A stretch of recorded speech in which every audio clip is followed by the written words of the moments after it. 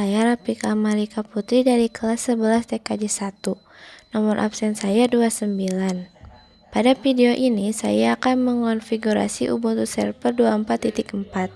Mulai dari konfigurasi DHCP dan IP statis, remote SSH menggunakan PuTTY, konfigurasi repositori Bisnet Geo, transfer file menggunakan SFTP hingga pengaturan hak akses file. Guru pengampu saya adalah Bapak Legianto SPD. Nah, di sini ya, saya akan melakukan konfigurasi jaringan pada VirtualBox. Nah, pada adapter ini saya akan mengganti modenya menjadi Brigade adapter agar virtual machine dapat terhubung ke jaringan yang digunakan oleh komputer host. Sini kita langsung start aja ya.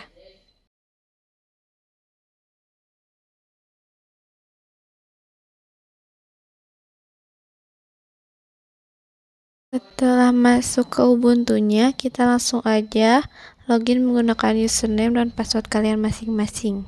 Selanjutnya kita ketik perintah ip-minbrlink. Fungsinya untuk melihat dan mengetahui kondisi interface. Lalu ip-minbr-address ini tuh fungsinya buat melihat alamat IP yang terpasang pada setiap interface. Selanjutnya ip-root. Nah, itu fungsinya untuk melihat tabel routing. Selanjutnya perintah resolve physical status. Nah, ini fungsinya buat melihat konfigurasi DNS pada sistem. Selanjutnya perintah ls-l/etc/netplan. Nah, ini fungsinya buat melihat file konfigurasi netplan yang tersedia. Selanjutnya perintah sudo cat. Nah, ini tuh fungsinya buat nampilin isi file konfigurasi netplan-nya. Lalu perintah sudo cp. Nah, ini tuh fungsinya buat nyalin file. Namun pada langkah ini, file netplan dibuat backup dulu biar konfigurasi awal masih bisa dikembaliin kalau ada kesalahan. Selanjutnya kita akan edit netplan dengan perintah sudo nano.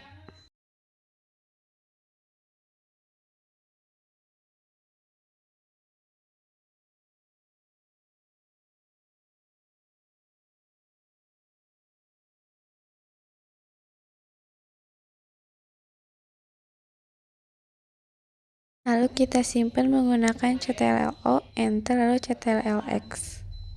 Kita validasi menggunakan perintah sudo netplan generate. Nah, di ini fungsinya untuk memeriksa dan menghasilkan konfigurasi jaringannya. Lalu sudo netplan try. Ini fungsinya buat coba konfigurasi baru. Nah, kalau udah bener, tekan enter aja ya buat nerima konfigurasi barunya itu. Selanjutnya, sudo netplan apply. Fungsinya buat nerapin konfigurasi jaringannya.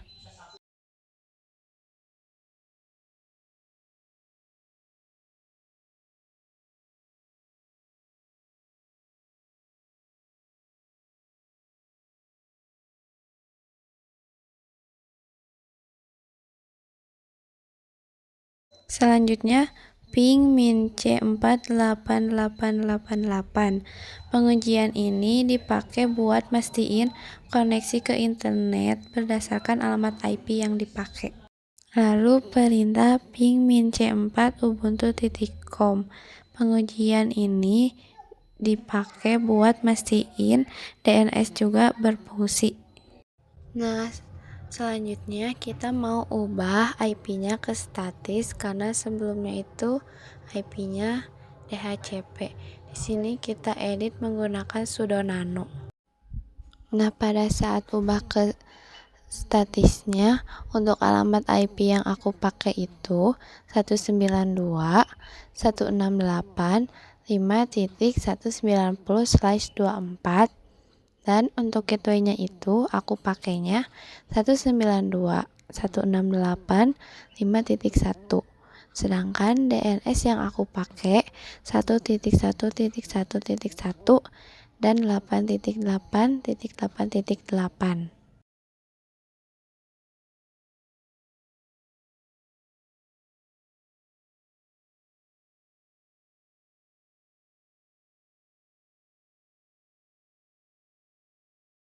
Nah, kalau udah kita simpan. Selanjutnya kita perintah validasi lagi menggunakan sudo netplan generate-nya, lalu sudo netplan try-nya, dan sudo netplan apply-nya. Sini juga kita mau ngeliat status netplan-nya gimana ya dengan perintah netplan status. Selanjutnya kita bakal tes koneksinya pakai IP min BR address buat ngeliat kembali IP-nya. Lalu IP root buat ngecek root dan gateway-nya.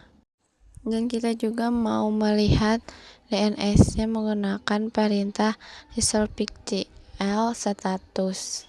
Setelah itu kita mau pengecekan lagi koneksinya menggunakan ping min C4 dan masukin alamat gateway-nya yaitu 192.168.5.1 dan juga ping min C4 8.8.8.8 buat ngeliat koneksinya.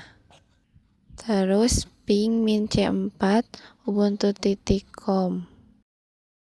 Selanjutnya sudo cp buat menyalin filenya. Terus netplan generate lagi buat meriksa lagi dan ngehasilin konfigurasi jaringannya. Sudo netplan apply buat menerapin konfigurasi jaringannya. Selanjutnya kita mau aktifin SSH-nya menggunakan perintah dpkg-l grep open SSH- server. Nah, dpkg-l ini fungsinya buat ngelihat paket yang terpasang, sedangkan grep open SSH- server ini buat nyaring hasil biar cuma nampilin paket open SSH servernya. Selanjutnya perintah systemctl status. Nah, ini tuh fungsinya untuk mengecek status layanan SSH-nya sedang aktif atau tidak. Selanjutnya sudo apt update. Ini fungsinya untuk memperbarui daftar paket dari repositori. Di sini aku pakai sudo apt install untuk memasang OpenSSH server. Nah, ini tuh diperlukan biar Ubuntu dapat nerima koneksi remote melalui SSH. Kita langsung sudo systemctl enable no SSH. Nah, ini tuh fungsinya buat mengaktifkan SSH biar berjalan otomatis. Lalu, perintah systemctl is enable SSH. Nah, hasil yang kita harapkan itu enable. Lalu, systemctl is active SSH. Hasil yang kita harapin itu aktif. Nah, selanjutnya ss-min toolpn. Nah, ini tuh untuk melihat port dan service yang sedang listening. Nah, kalau grep titik 222 itu tuh untuk menyaring hasil untuk melihat port SSH yaitu port 22. Setelah itu perintah sudo ufw status. Nah, ini tuh fungsinya untuk melihat status firewall. Nah, untuk perintah selanjutnya itu sudo ufw allow open SSH. Perintah ini dipakai buat ngizinin koneksi open SSH melalui firewall. Selanjutnya sudo ufw status lagi buat ngeliat status firewallnya. Kita mau ngecek IP di command prompt, kita ping dan masukin IP yang berada di server kita. Kita akan remote Ubuntu server menggunakan PuTTY. PuTTY ini berfungsi sebagai SSH client pada Windows. Sini aku masukin IP statis servernya dan untuk portnya itu 22. Nah, kenapa portnya itu 22? Karena port yang digunakan oleh layanan SSH-nya. Di sini kita langsung open aja dan login menggunakan username dan password kalian masing-masing. Setelah berhasil masuk, langsung aja perintah whoimi fungsinya untuk mengetahui user yang sedang login. Lalu perintah hostname ctl. Nah, ini tuh fungsinya buat nampilin informasi hostname dan sistem. Lalu perintah IP min BR address. Nah, ini tuh buat mastiin IP server pada sesi remote. Lalu pwd untuk mengetahui direktori kerjanya. Dan date untuk nampilin tanggal dan waktu sistem. Lalu uptime untuk melihat berapa lama sistem telah berjalan. Aja perintah grep min e. Nah, perintah ini digunakan untuk melihat informasi versi Ubuntu dan mastiin kode name yang digunakan itu Noble. Lalu perintah sudo cp ini tuh fungsinya untuk membuat salinan backup file repository sebelum ngelakuin perubahan. Lalu di sini kita cek menggunakan perintah ls-min-l. Selanjutnya perintah sudo nano ini fungsinya untuk mengedit file repository. Nah, pada bagian ini kita hanya mengganti yang HTTP-nya menggunakan mirror.bisnet.geo. Dan untuk yang bagian bawahnya juga sama, mirror.bisnet.geo. Setelah itu kita simpan menggunakan ctrl-o, enter, lalu ctrl-x. Selanjutnya kita tampilkan isi repositori yang telah kita edit menggunakan perintah sudo cat. Nah, untuk repositorinya telah berhasil disimpan. Selanjutnya kita ke perintah sudo apt clean.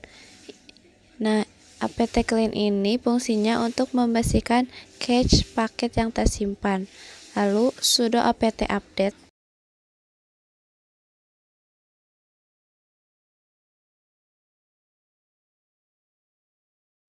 Nah, kita mau cek mirrornya menggunakan perintah apt min cache police hat min n 30. Nah, ini tuh fungsinya untuk melihat informasi sumber dan versi paket. Lalu perintah grep min r. Nah, ini tuh fungsinya untuk mencari teks mirror bisnet.geo di file repository. Selanjutnya sudo apt upgrade min y. Nah, perintah ini fungsinya untuk memperbarui paket-paket yang sudah terpasang ke versi terbaru yang tersedia. Untuk opsi min y itu agar proses konfirmasi dilakukan secara otomatis. Selanjutnya itu aku mau pakai perintah sudo cp buat salinan atau backup file Ubuntu sources sebelum melakukan perubahan konfigurasi repository. Setelah itu sudo apt update untuk memperbarui indeks daftar paket dari repository yang telah dikonfigurasi. Nah, untuk tampilannya itu kita clearin dulu. Habis itu kita bikin file di notepad dengan formatnya nama, kelas, nomor absen, hostname, IP, sama pesan. Nah, untuk hostname-nya kalau kalian nggak tahu atau lupa, kalian tinggal ketik aja di putihnya hostname. Nanti akan muncul hostname kalian. Setelah itu kita save menggunakan ctls. Lalu kita save dengan file namanya itu kelas, nomor absen, nama, lalu bukti spf.txt. Setelah itu kita buat direktori menggunakan perintah mkdir min p. Nah, ini tuh fungsinya untuk membuat direktori portofolio sftp. Opsi min p membuat direktori jika belum tersedia. Selanjutnya kita cek menggunakan perintah ls-ld. Nah, ini tuh fungsinya untuk melihat informasi direktori. Setelah itu pwd. Nah, ini tuh fungsinya untuk melihat lokasi direktorinya. Selanjutnya kita buka membuka WinSCP untuk melakukan transfer file. Pada bagian file protokol, saya memilih SFTP.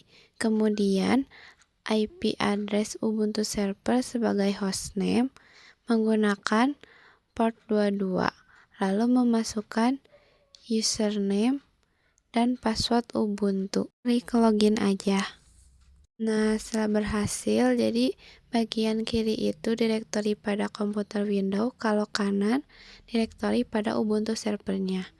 Selanjutnya kita masuk ke direktori portofolio SFTP. Selanjutnya aku milih file dari komputer Windows, kemudian mengunggah ke direktori portofolio SFTP. Setelah itu perintah cd. Nah, ini tuh fungsinya untuk berpindah direktori. Lalu ls-lh, ini tuh fungsinya buat nampilin file serta ukuran dalam format yang mudah dibaca. Lalu file dan ketik nama file yang telah kalian buat. Nah, ini tuh fungsinya buat mengetahui tipe file kita. Lalu perintah cat. Nah, ini tuh fungsinya buat nampilin isi filenya. Dan sh256 sum, ini tuh fungsinya untuk menghasilkan checksum SHA256. Jadi integritas filenya dapat diverifikasi. Selanjutnya kita perintah cd buat berpindah direktorinya. Lalu kita cek menggunakan ls-l. Setelah itu stat min c. Nah, ini tuh fungsinya untuk menampilkan informasi detail file termasuk permission, owner, group, dan nama file. Selanjutnya chmod 600 dan masukin file kalian. Nah, ini tuh fungsinya untuk mengubah hak akses file. Permission 600 berarti owner dapat membaca dan menulis, sedangkan group dan author tidak memiliki akses. Selanjutnya kita cek menggunakan ls-l. Nah, di sini kita cobain untuk chmod 640. Nah, permission 640 berarti owner memiliki hak baca dan tulis, grup memiliki hak baca, sedangkan author tidak memiliki akses. Lalu kita perintah stat min c.